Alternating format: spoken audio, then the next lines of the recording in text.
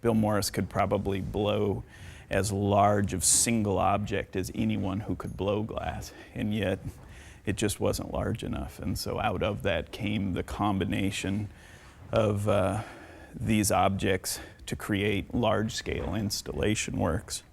When I look at it now, I think, my God, what an ambitious thing to do. But I don't know. I mean, it just sort of, it had, like anything that we've done, it kind of had a life of its own. And it just sort of grew. One tusk at a time, you know, and like I said, the idea sort of evolved as it did.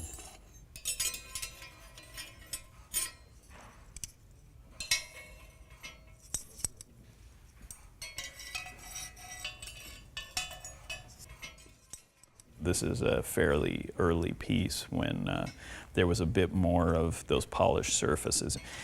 He in particular tends to deny the beauty of the glass, so people aren't attracted to it for that reason.